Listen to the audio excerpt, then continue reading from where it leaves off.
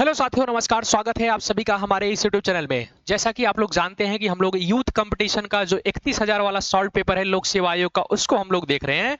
जो 1990 से लेकर 2023-24 तक जितने भी लोक सेवा आयोग द्वारा एग्जाम कराए गए हैं, उन सभी का क्वेश्चंस इसमें है और सभी का एक्सप्लेनेशन भी इसमें है। हम लोगों ने आधुनिक भारत को स्टार्ट किया है और उसमें अभी तक हम लोगों ने 5 टॉपिक को कंप्लीट कर लिया है। 5 टॉपिक को बहुत अच्छे से कंप्लीट कर लिया है। उम्मीद करते हैं कि आपको बहुत सारी चीजें बहुत अच्छे से समझ में आ रही होंगी जो हमने चीजों को कंप्लीट किया है। आज का जो हमारा पार्ट 6 है, यानी कि कंपनी की देशी राज्यों के प्रति नीतियां, उससे संबंधित जितने भी क्वेश्चंस हैं उसको हम लोग देखेंगे। हम आपको बताते चले, जो भी लोग हमारे इस क्लास में जुड़ रहे हैं, जो लोग नए लोग हैं, वो चैनल को सब्सक्राइब कर लें और इसको क्या है कि बेल आइकन को दबा के रखें ताकि उनके पास वीडियो पहुंच जाए। और इसके साथ पैरेलल में एक और हमारा क्लास चल रहा है जो पॉलिटिकल से है संबंधित है, यानी कि इंडियन कॉन्स्टिट्यूशन चल रहा है, जिसमें हम लोगों ने 4 टॉपिक उसमें कंप्लीट कर लिया है। ये दोनों सब्जेक्ट जो है वो आपके प्रीलिम्स के एग्जाम की दृष्टिकोण से काफी महत्वपूर्ण है और इससे संबंधित क्वेश्चन लगभग 35 से 40 क्वेश्चन आपसे पूछ लिए जाते हैं। और 12 अक्टूबर को प्रीलिम्स का एग्जाम है। 12 अक्टूबर का प्रीलिम्स का एग्जाम है यूपीपीसीएस का। तो आप लोग तैयारी को बेहतर करिए और हमारे साथ यहाँ पे जुड़ सकते हैं आप लोग। पूरा का पूरा यहाँ पे व्याख्या के द्वारा, व्याख्या के साथ साथ आपको चीजें बताई जा रही हैं। बहुत अच्छे से चीजों को क्लियर किया जा रहा है और बहुत आसान तरीकों से इसको देखा जा रहा है। तो चलिए हम लोग क्लास को स्टार्ट करते हैं।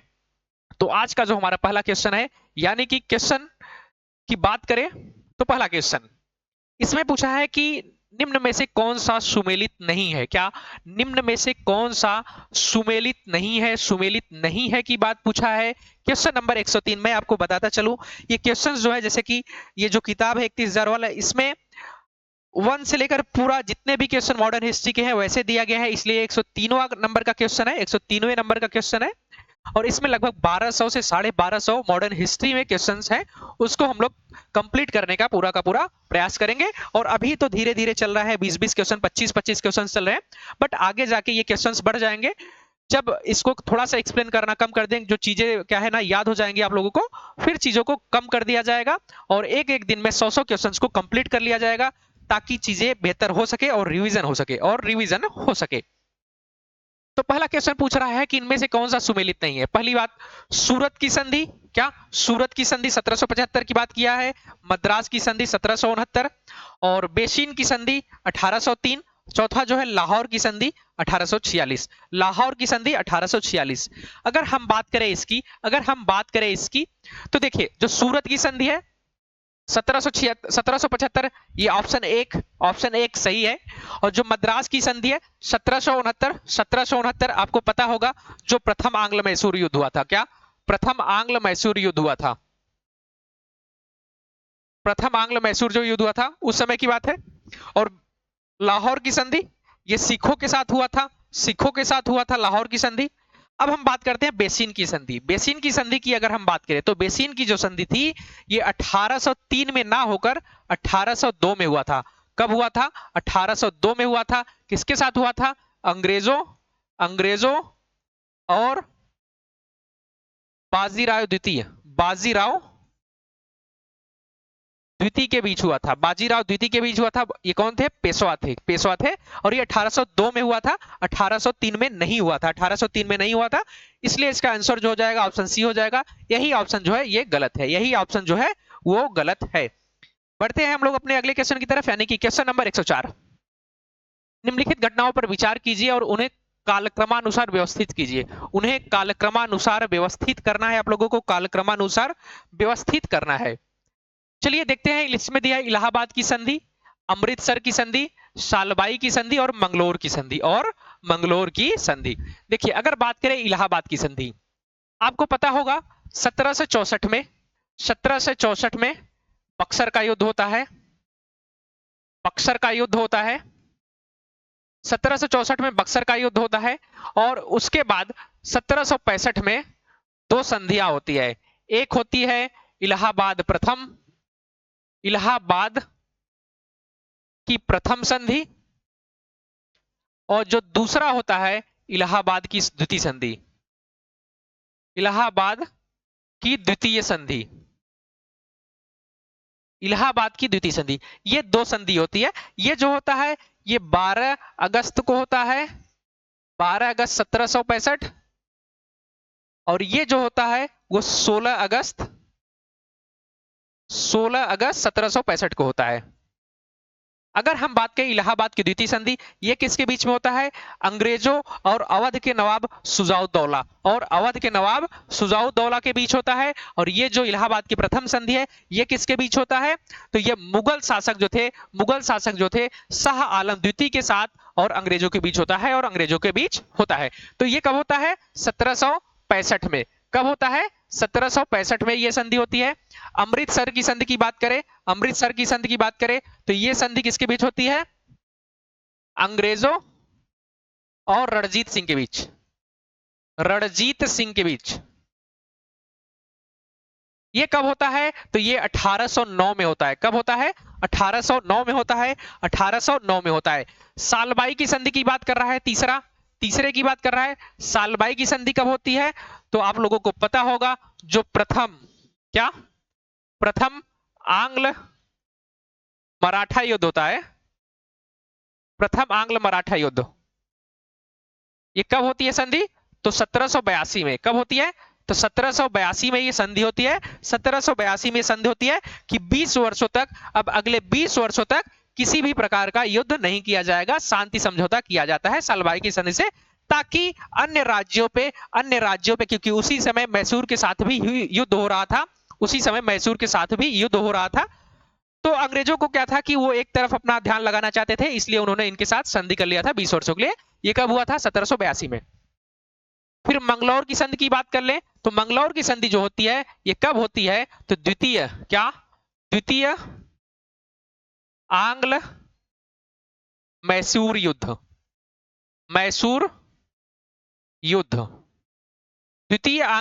युद्ध की बात करें तो ये कब की बात कर रहा है? तो ये होता है 1784 में। कब होता है? 1784 में होता है। किसके बीच? अंग्रेजों और टीपू सुल्तान के बीच ये युद्ध होता है। कब होता है? ये संधि होता है 1784 में, अंग्रेजों और टीपू सुल्तान के बीच। जो द्वितीय आंग्ल मैसूर युद्ध स्टार्ट होता है, आपको पता है 80 में स्टार्ट होता है और 84 तक चलता है। और 1782 में हैदर अली की मृत्यु हो जाती है। उसके बाद उसका पुत्र जो था यानी कि टीपू सुल्तान, वो नेतृत्व संभालता है और ये युद्ध अंग्रेज जीत जाते हैं और टीपू सुल्तान के साथ मंगलौर की संधि की जाती है। तो इसका आंसर क्या हो जाना चाहिए? तो देखिए, पहली की बात है तो ये कब की बात है? ये 1765 की बात है। 1765, उसके बाद सालबाई की संधि 1782, फिर 1784, यानी कि पहले एक हो जाएगा, फिर उसके बाद सालबाई की संधि 1782 यानी 3 हो जाएगा, फिर उसके बाद 4 हो जाएगा और फिर उसके बाद 2 हो जाएगा। 1 3 4 2 1 3 4 2 1 3 4 2 इसका आंसर हो जाएगा, यानी ऑप्शन सी इसका क्या हो जाएगा? आंसर हो जाएगा। 1 3 4 2 इसका आंसर हो जाएगा। तो ये रहा हमारा क्वेश्चन। तो चलिए आगे बढ़ते हैं, यानी कि 104 का 1 2 3 4 आंसर हो जाएगा। चलिए आगे बढ़ते हैं हम लोग नेक्स्ट क्वेश्चन, यानी कि 105। बाकी इन सारे चीजों को मैंने आप लोगों को बता दिया है। निम्नलिखित में से प्रथम भारतीय राज्य कौन था जिसने लॉर्ड वेलेस्ली की सहायक संधि पर हस्ताक्षर किया? वो प्रथम राज्य कौन था जिसने लॉर्ड वेलेस्ली की सहायक संधि पर हस्ताक्षर किया था? तो कौन था? तो हैदराबाद का निजाम। कौन था? हैदराबाद का निजाम था जिसने वेलेस्ली के सहायक संधि पर हस्ताक्षर किया था। अगर हम इसकी व्याख्या की बात करें तो लॉर्ड वेलेस्ली जो था ये यहाँ पे गवर्नर जनरल बन के आता है। कब आता है? तो 1798 में आता है। 1798 से लेकर 1805 तक ये बंगाल का गवर्नर जनरल रहता है। बंगाल का गवर्नर जनरल रहता है। कब? 1798 से 1805 के बीच। लॉर्ड वेलेस्ली साम्राज्यवादी विचारधारा का था। सहायक संधि के अंतर्गत क्या चीजें होती थी? भारतीय राजाओं के विदेशी संबंध कंपनी के अधीन होंगे। जो उनके विदेशी संबंध थे वो कंपनी के अधीन होंगे। जो सहायक संधि को अपनाता था उसकी बात की जा रही है। दूसरा, बड़े राज्य अंग्रेजों के अधीन एक सेना रखेगी।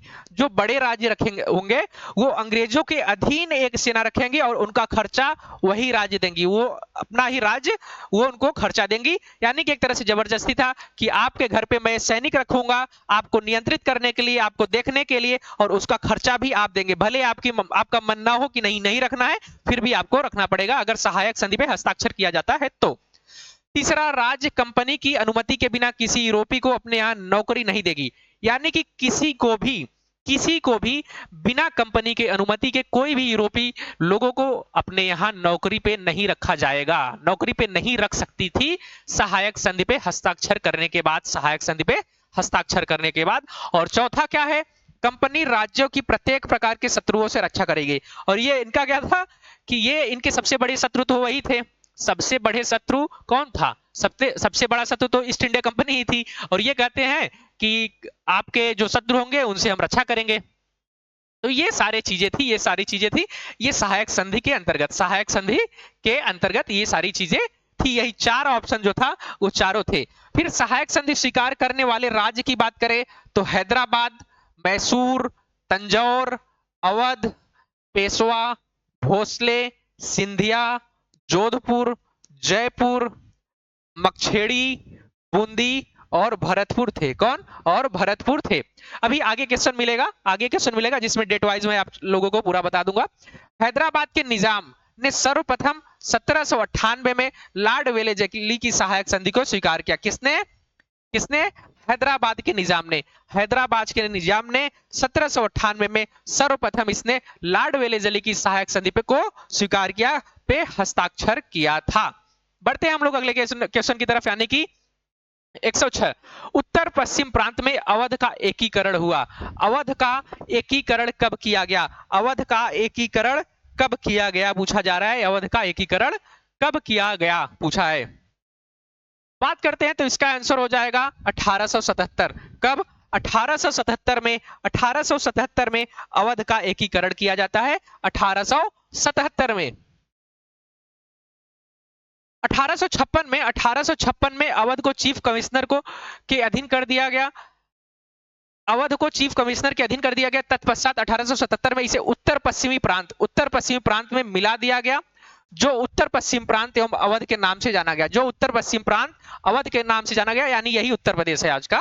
उत्तर प्रदेश आज का यही है, यूपी आज का यही है। 1856 में इसको कुशासन के आधार पर, क्या? कुशासन के आधार पर अंग्रेजी राज्य में मिला लिया गया था। अंग्रेजी राज्य में मिला लिया गया था।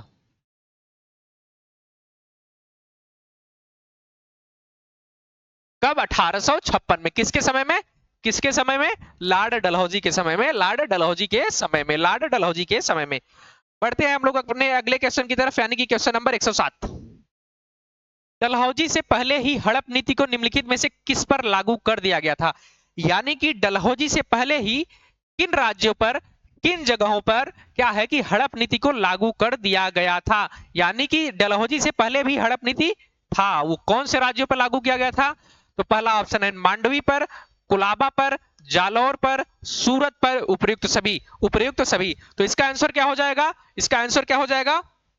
तो इसका आंसर हो जाएगा उपयुक्त सभी। ऑप्शन डी इसका आंसर हो जाएगा। अगर इसके हम एक्सप्लेनेशन को देखें तो डलहौजी से पहले हड़प नीति को 1834 में, कब? 1834 में ईस्ट इंडिया कंपनी के कोर्ट ऑफ डायरेक्टर ने भारत के विभिन्न राज्यों में लागू कर दिया था। भारत के विभिन्न राज्यों के में 1834 में कोर्ट ऑफ डायरेक्टर्स ने लागू कर दिया था। जैसे 1839 में मांडवी पर, 1840 में कोलाबा एवं जालौर पर तथा 1842 में सूरत पर हड़प नीति लागू की जा चुकी थी तथा इन राज्यों को ब्रिटिश साम्राज्य में मिला लिया गया था। याद रखिएगा 1839 मांडवी, 1840 कोलाबा एवं जालौर, और 1842 में सूरत पर 1842 में सूरत पर हड़प नीति पहले ही आरंभ कर दिया गया था, पहले ही हड़प नीति का प्रयोग कर उसे अपने राज्य में मिला लिया गया था। बढ़ते हैं हम लोग अपने अगले क्वेश्चन की तरफ, यानी कि क्वेश्चन नंबर 108। सिक्किम का भारत में विलय किसने किया? सिक्किम का भारत में विलय किसने किया, बताना है आपको। सिक्किम का भारत में विलय किसने किया, बताइएगा। ऑप्शन है Lord Hastings, Lord William Bentinck और उसके बाद लॉर्ड डलहौजी और लॉर्ड ऑकलैंड। तो बात करते हैं कि इसने सिक्किम पे किसने क्या नाम है कि भारत में विलय किया, तो इसका आंसर हो जाएगा ऑप्शन सी। ऑप्शन सी इसका आंसर हो जाएगा। क्या हो जाएगा? लॉर्ड डलहौजी ने सिक्किम को क्या है कि भारत में विलय कर दिया, लॉर्ड डलहौजी 1848 में गवर्नर जनरल बन के आता है। लॉर्ड डलहौजी 1848 में गवर्नर जनरल बन के आता है। इसके समय पर अंग्रेजों द्वारा प्राप्त की गई महत्वपूर्ण सफलताएं इस प्रकार है। द्वितीय आंग्ल सिख युद्ध, पंजाब का ब्रिटिश साम्राज्य में विलय 1849, महाराजा दिलीप सिंह को पेंशन दे दिया गया। इस युद्ध के विषय में डलहौजी ने कहा था कि सिखों ने युद्ध मांगा है, यह युद्ध प्रतिशोध सहित लड़ा जाएगा। लॉर्ड डलहौजी ने सिक्किम पर 2 अंग्रेज डॉक्टरों के साथ दुर्व्यवहार का आरोप लगाकर उस पर अधिकार कर लिया। क्या करके कि उसने उसके 2 डॉक्टरों पे दुर्व्यवहार किया था, उनके साथ दुर्व्यवहार किया था। इस वजह से इसने क्या किया, सिक्किम को भारत में मिला लिया। कब? 1850 में लोअर जो निचला वर्मा तथा पीगू का ब्रिटिश साम्राज्य में विलय डलहौजी के समय में 1852 में ही किया गया। 1852 में ही किया गया, यानी कब किया गया? तो 1850 की बात करें तो 1850 में इसको मिला लिया गया था। किसमें? भारत में मिला लिया गया था। बढ़ते हैं हम लोग आगे, यानी कि क्वेश्चन नंबर 109। निम्नलिखित घटनाओं पर विचार कीजिए तथा उनको कालानुक्रम व्यवस्थित कीजिए। निम्नलिखित घटनाओं पर विचार कीजिए तथा उनका कालानुक्रम में क्या करना है? व्यवस्थित करना है। ऑप्शन है सिक्किम का विलय, अभी बताया, झांसी का विलय, सिक्किम का विलय, उसके बाद क्या नाम है कि पंजाब का विलय, फिर वर्मा का विलय, फिर वर्मा का विलय। सिक्किम की बात करें तो 1850, सिक्किम तो 1850 अभी जस्ट बताया आप लोगों को। क्या? 1850 सिक्किम का 1850 में था, सिक्किम का 1850 में था। एक मिनट रुकिएगा।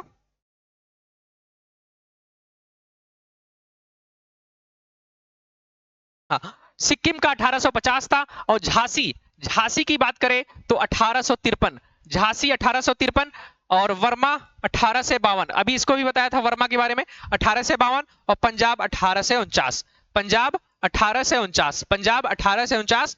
इन सन पे क्या किया गया? इन राज्यों पे क्या है कि इनका विलय कर लिया गया। इसमें अंग्रेजी राज्य में इनका विलय कर लिया गया। अब देखिए इसने पूछा है कि कालानुक्रम में व्यवस्थित करना है, तो पहले हो जाएगा 3, दूसरे नंबर पे हो जाएगा 1, तीसरे नंबर पे हो जाएगा आपका 4 और चौथे नंबर पे हो जाएगा आपका 2। 3 1 4 2, 3 1 4 2, यानी कि ऑप्शन बी इसका आंसर हो जाएगा। क्या? ऑप्शन बी इसका आंसर हो जाएगा 3 1 4 2, 3 1 4 2। चलिए हम लोग बढ़ते हैं आगे, यानी कि अपने अगले क्वेश्चन की तरफ, क्वेश्चन नंबर 111। इन सारे चीजों को मैंने बता दिया। विलय का सिद्धांत के तहत निम्नलिखित राज्यों के विलय पर विचार कीजिए। निम्नलिखित राज्यों के विलय पर विचार करना है। निम्नलिखित राज्यों के विलय पर विचार करना है आपको कि कब किस राज्य का विलय किया गया था, किस राज्य का विलय कब किया गया था, आपको यह बताना है। तो सर्वप्रथम की बात करें 1848 में। कब? 1848 में। 1848 में किसका किया गया था? सतारा का विलय सर्वप्रथम 1848 में किया गया था, 1848 में। और उसके बाद उदयपुर और संभलपुर, क्या उदयपुर और संभलपुर का विलय जो है वो 1849 में किया गया था। और झांसी की बात करें तो 1853 में झांसी का किया गया था। बघाट 1850 में किया गया था। बघाट जो है वो 1850 में किया गया था। और जो हमारा उदयपुर है वो 1852 में किया गया था। कब? 52 में किया गया था, 1852 में किया गया था। यानी कि इसका आंसर क्या हो जाएगा 48 यानी कि 1, फिर उसके बाद 1850 यानी कि बघाट की बात कर रहा है 1 3, फिर उसके बाद क्या हो जाएगा 4, 1 3 4 2, 1 3 4 2 इसका आंसर हो जाएगा 1 3 4 2 यानी कि ऑप्शन सी, ऑप्शन सी इसका आंसर हो जाएगा, ऑप्शन सी इसका आंसर हो जाएगा 1 2 3 4, 1 2 सॉरी 1 3 4 2, 1 3 4 2 इसका आंसर हो जाएगा। बढ़ते हैं हम लोग अपने अगले क्वेश्चन की तरफ यानी कि क्वेश्चन नंबर 112। उससे पहले अगर इसके एक्सप्लेनेशन को देखें, व्याख्या को देखें, तो लॉर्ड डलहौजी द्वारा अपनाई गई विलय नीति के तहत सर्वप्रथम सतारा को 1848 में, कब 1848 में सतारा, जैतपुर और संभलपुर को 1849 में, जैतपुर और संभलपुर को 1849 में, बघाट को 1850 में, कब बघाट को 1850 में, फिर उदयपुर को 1852 में, उदयपुर 1852, झांसी को 1853 में और नागपुर को 1854 में विलय किया गया था अंग्रेजी राज में। कितने हुए 1 2 3 4 5 6 7, एक राज्य और था, एक राज्य और था जिसका क्या नाम था, जिसका नाम था अवध। अवध की बात करें तो इसको कुशासन के आधार पर, कुशासन, कुशासन के आधार पर इसको अंग्रेजी राज में मिलाया गया था, कुशासन के आधार पर इसको अंग्रेजी राज में मिलाया गया था, कब 1856 में, 1856 में कुशासन के आधार पर इसको अंग्रेजी राज में मिला लिया गया था। बढ़ते हैं हम लोग अपने अगले क्वेश्चन की तरफ यानी कि क्वेश्चन नंबर 112। भारत में संजार शोर, संजार शोर की नीति को किस नीति के रूप में दर्शाया गया है? संजार शोर, संजार शोर को के नीति को किस रूप में दर्शाया गया है आप लोगों को बताना है, आप लोगों को बताना है कि इसको किस नीति के रूप में दर्शाया गया है। तुष्टीकरण, कुशल, कुशल अकर्मण्यता, अकर्मण्यता, इसको पढ़ने में थोड़ा सा दिक्कत हो रहा है, अकर्मण्यता और गैर हस्तक्षेप, फूट डालो और शासन करो, फूट डालो और शासन करो, फूट डालो और शासन करो। तो इसका क्या हो जाएगा गैर हस्तक्षेप, यानी कि किसी राज्य में हस्तक्षेप नहीं करता था। इसका शासन की बात करें तो 1793 से लेकर 1798 के बीच में ये था, 1793 से लेकर 1798 के बीच में ये यहाँ का गवर्नर जनरल था। कहाँ का? बंगाल का, बंगाल का गवर्नर जनरल ये था 1793 से 1798 में। गैर हस्तक्षेप की नीति था इसकी। आगे बढ़ते हैं, यानी अगर इसके थोड़े से एक्सप्लेनेशन को देखें तो भारत में सर जॉन शोर, भारत में सर जॉन शोर की नीति को गैर हस्तक्षेप नीति के नाम से जाना जाता है। लॉर्ड लॉरेंस का संबंध कुशल अकर्मण्यता यानी कि शानदार निष्क्रियता एवं लॉर्ड कर्जन का संबंध तुष्टीकरण से है, जिसने 1905 में बंगाल विभाजन द्वारा हिंदू मुस्लिम संबंधों में दरार पैदा कर दिया था। लॉर्ड मिंटो को सांप्रदायिक निर्वाचक के जनक के रूप में जाना जाता है, लॉर्ड मिंटो को सांप्रदायिक निर्वाचक के जनक के रूप में जाना जाता है।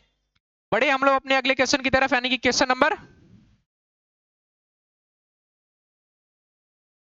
113। क्वेश्चन नंबर 113 पूछा है कि निम्न में से सहायक संधि स्वीकार नहीं किया था, निम्न में से सहायक संधि किसने स्वीकार नहीं किया था आपको बताना है, स्वीकार नहीं किया था आपको बताना है।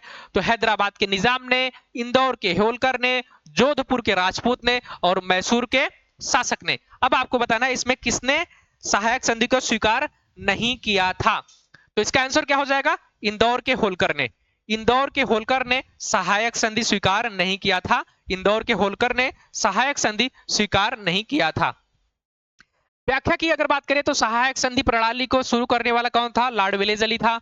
और इसको स्वीकार करने वाले राज्य हैदराबाद 1998, मैसूर 1799, तंजौर 1799, अवध 1801, पेशवा 1802, बरार के भोसले 1803, सिंधिया 1804, जोधपुर, जयपुर, मक्छेरी, बंदी तथा भरतपुर आदि ने सहायक संधि को अपनाया था, इसको स्वीकार किया था। और इंदौर के होलकर राज्य ने सहायक संधि स्वीकार नहीं किया था, इंदौर के होलकर ने सहायक संधि स्वीकार नहीं किया था। यह सहायक संधि लॉर्ड वेलेस्ली ने स्टार्ट किया था। लॉर्ड वेलेस्ली की बात करें तो 1798 में ये गवर्नर जनरल बन के आया था और 1805 तक था, 1805 तक ये था, 1805 तक ये था।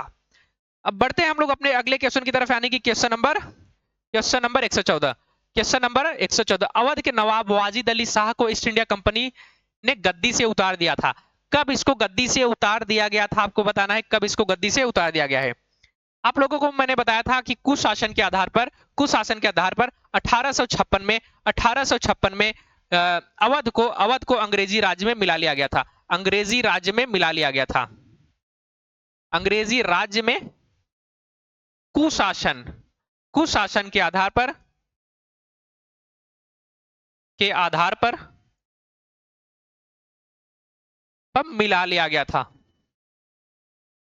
मिला लिया गया था। कब? 1856 में। कब? 1856 में इसको 1856 में इसको मिला लिया गया था। ईस्ट इंडिया कंपनी के गवर्नर जनरल लॉर्ड डलहौजी ने 1856 में कुशासन का आरोप लगाकर अवध के नवाब वाजिद अली शाह, अवध के नवाब वाजिद अली शाह को गद्दी से उतारकर अवध का विलय अंग्रेजी साम्राज्य में कर लिया गया था। अवध का विलय जो है अंग्रेजी साम्राज्य में कर लिया गया था। बढ़ते हैं अगले क्वेश्चन की तरफ, यानी कि क्वेश्चन नंबर 115, 115 नंबर क्वेश्चन की तरफ बढ़ते हैं। निम्नलिखित में से कौन अवध का ब्रिटिश रेजिडेंट था जब अवध का साम्राज्य में विलय हुआ था? James Outram, W.H. स्लीमैन, विसा पारहेवर, जनरल लो, जनरल लो। तो इसका आंसर हो जाएगा, इसका आंसर हो जाएगा जेम्स आउटरम। जेम्स आउटरम की रिपोर्ट के आधार पर ही, इसकी रिपोर्ट, रिपोर्ट के आधार पर ही,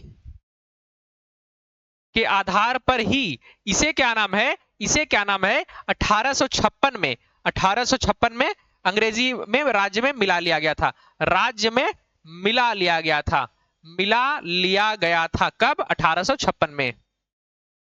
जेम्स आउटरम की रिपोर्ट के आधार पर, जेम्स आउटरम की रिपोर्ट के आधार पर, जो मैंने अभी पीछे बताया आपसे। बढ़ते हैं हम लोग अपने अगले क्वेश्चन की तरफ, यानी कि क्वेश्चन नंबर 116। इसको एक बार देख लीजिए कि 1854 में कर्नल स्लीमैन, कर्नल स्लीमैन के स्थान पर जेम्स आउटरम लखनऊ का रेजिडेंट बना था। आउटरम से अवध के बारे में एक रिपोर्ट तैयार करने को कहा गया और इसकी रिपोर्ट के आधार पर कुशासन का आरोप लगाकर अवध को अंग्रेजी राज्य में सम्मिलित कर लिया गया। कुशासन का आरोप लगाकर अवध को अंग्रेजी साम्राज्य में क्या कर दिया गया? विलय कर लिया गया, विलय कर दिया। पेशवा ने बसई की अप्रतिष्ठित सहायक संधि पर हस्ताक्षर किससे पराजित होने के बाद किया था? किससे पराजित होने के बाद किया था यह संधि? पहला है ग्वालियर के सिंधिया से, इंदौर के होलकर से, नागपुर के भोसले से और बड़ौदा के गायकवाड़ से। तो इसका आंसर क्या हो जाएगा? तो इंदौर के होलकर से। किससे? इंदौर के होलकर से पराजित होने के बाद इसने क्या किया था? बसई का अप्रतिष्ठित संधि किया था। किसके? इंदौर से होलकर, इंदौर के होलकर से पराजित होने के बाद।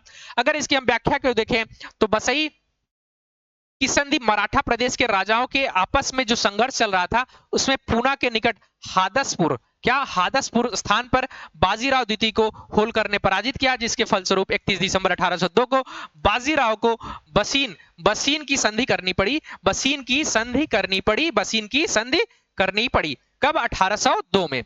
चलिए हम लोग आगे बढ़ते हैं, इसका आंसर यानी कि ऑप्शन बी हो जाएगा। आगे बढ़ते हैं क्वेश्चन नंबर 117, क्वेश्चन नंबर 117 की तरफ बढ़ते हैं। हड़प नीति के अंतर्गत न हड़पा जाने वाला राज्य था अवध, झांसी, सतारा और नागपुर। अवध, झांसी, सतारा और नागपुर। अवध, झांसी, सतारा और नागपुर। सबसे पहला राज्य सतारा था, सबसे पहला राज्य जो था वो कौन था? सतारा था, जिसे 1848 में इसके अंतर्गत शामिल कर लिया था अंग्रेजों के अंतर्गत। अगर बात करें झांसी, झांसी तो 1853, 1853 में, 1853 में झांसी को, 1853 में झांसी को इसके अंतर्गत ला दिया गया था। और नागपुर की बात करें तो 1854 में, 1854 में इसको हड़प नीति का शिकार होना पड़ा था। अब बात करते हैं अवध को। अवध को अंग्रेजी राज्य में 1856 में मिलाया गया था, 1856 में मिलाया गया। जेम्स आउटरम, क्या? जेम्स आउटरम, आउटरम की रिपोर्ट के आधार पर, की रिपोर्ट के आधार पर, रिपोर्ट के आधार पर इस पे कुशासन का आरोप लगाकर, कुशासन का आरोप लगाकर अंग्रेजी राज्य में मिला लिया गया, अंग्रेजी राज्य में मिला लिया गया था, मिला लिया गया था। कब मिलाया गया था? तो 1856 में। तो इससे पूछा है कि हड़प नीति के अंदर अंतर्गत न हड़पा जाने वाला राज्य कौन था? तो वो कौन था? तो अवध था। कौन था? अवध था, अवध। बढ़ते हैं हम लोग अपने अगले क्वेश्चन की तरफ, यानी कि क्वेश्चन नंबर 118। बाकी इसको व्याख्या आप लोग देख लीजिएगा। सतारा 1848, सतारा 1848 में, जैतपुर 1849 में, संभलपुर 1849 में, बगहाट 1850 में, उदयपुर 1852, झांसी 1853 और नागपुर 1854। कब? 1854, 1854। और अवध का विलय जो है ये इधर रहेगा। अवध का विलय तत्कालीन नवाब वाजिद अली शाह के डलहौजी ने कुशासन के आरोप में 1856 में इसका विलय कर लिया था। 1856 में। एक चीज और याद रखिए, एक राजपूत राज्य था करौली, एक राजपूत राज्य था करौली। 1855 के मामले में डलहौजी के निर्णय को डायरेक्टरों ने अस्वीकार कर दिया था। डायरेक्टरों ने अस्वीकार कर दिया गया था। किसमें? किसमें? राजपूत राज्य करौली के मामले में, राजपूत राज्य करौली के मामले में डायरेक्टरों ने इसको क्या नाम है, अस्वीकार कर दिया गया था।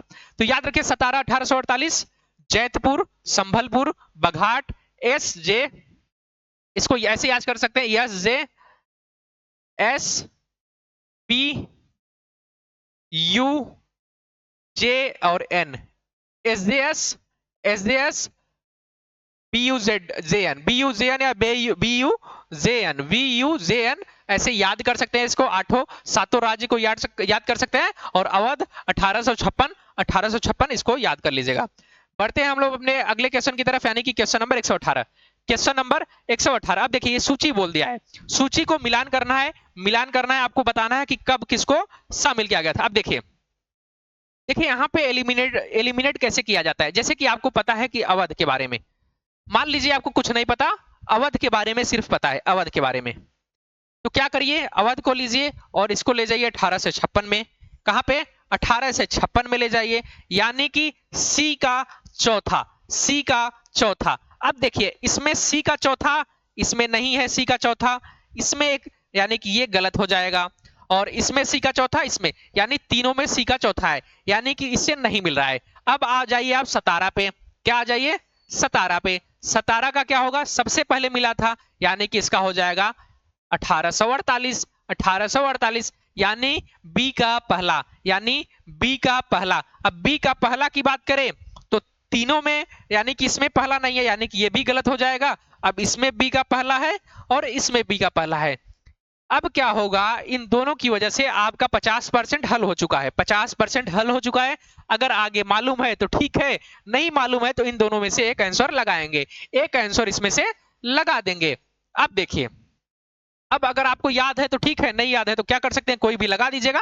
वैसे पे झांसी की बात कर लें तो झांसी 1853 हो जाएगा आपका, 1853। और संबलपुर जो है, संबलपुर जो है वो 1849 हो जाएगा, 1849 हो जाएगा। यानी कि ए का आपका दूसरा हो जाएगा, ए का दूसरा, फिर उसके बाद वी का पहला, सी का चौथा और डी का तीसरा।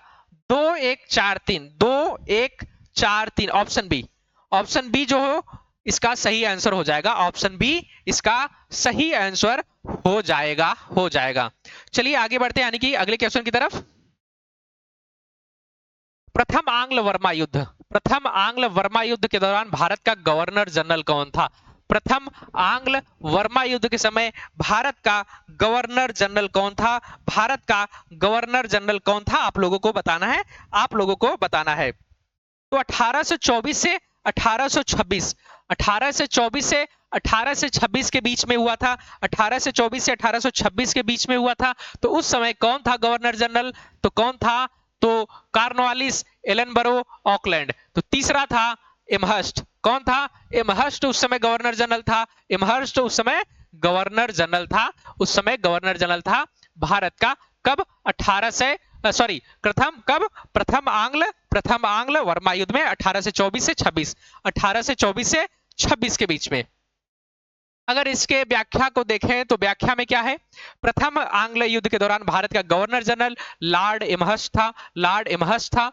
और प्रथम आंग्ल जो वर्मा युद्ध हुआ तो कब हुआ था, 1824 से 26 के बीच में हुआ था, जिसके परिणाम स्वरूप अंग्रेजों का रंगून अब यंगून पर अधिकार हो गया। अंग्रेजों का रंगून पे अधिकार हो गया। ये रंगून वही वाला है जो एक गाना था, मेरा पिया चला रंगून वहां से किया है टेलीफोन, ऐसा कुछ था ना, वो गाना यही रंगून वाला था। रंगून वाला वो कहाँ पे है, कहां पे है, तो वर्मा, वर्मा की बात कर रहा है। आज का जो वर्मा है म्यांमार, म्यांमार है।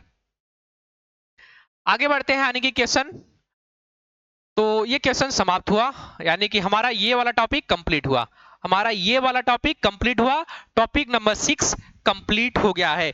टॉपिक नंबर 6 जो है वो कंप्लीट हो गया है। उम्मीद करते हैं कि आपको बहुत अच्छे से चीजें समझ में आ रही होंगी, बहुत अच्छे से चीजों समझ में आ रही होंगी। चलिए क्लास को यहीं पे एंड करते हैं और मिलेंगे आपसे अगली क्लास में। लेकिन उससे पहले मैं आपको बताता चलूं, जो भी लोग हमारे क्लास में पहली बार जुड़ रहे हैं वो चैनल को सब्सक्राइब कर लें, लाइक कर लें और चैनल को अधिक से अधिक लोगों तक शेयर करें, ताकि जो 12 अक्टूबर का पीसीएस का एग्जाम है उससे पहले आपकी बहुत सारी चीजें और पीवाईक्यू आपका रिवीजन हो जाए आपके दिमाग से, यानी कि आंखों के नजरों के सामने से एक बार निकल जाना चाहिए विथ एक्सप्लेनेशन। क्या करिए ना, आप लोग एक किताब को इतनी बार पढ़िए ना, एक किताब को, कोई भी किताब लीजिए, उसको इतनी बार पढ़िए, इतनी बार पढ़िए कि किताब भी शर्मा जाए कि मतलब किसके हाथ लग गए हैं, किसके हाथ लग गए हैं कि ये छोड़ ही नहीं रहा है मुझे। यानी कि किताब को पढ़ते पढ़ते क्या है कि फाड़ डालिए, लेकिन उसको इतनी बार पढ़िए कि एक एक टॉपिक, एक एक शब्द, एक एक डेट, एक एक उसमें कंटेंट जो है सब याद हो जाए, सब याद हो जाए। तो चलिए क्लास को यहीं पे एंड करते हैं, मिलते हैं आप लोगों से अगली क्लास में, तब तक के लिए धन्यवाद, जय हिंद।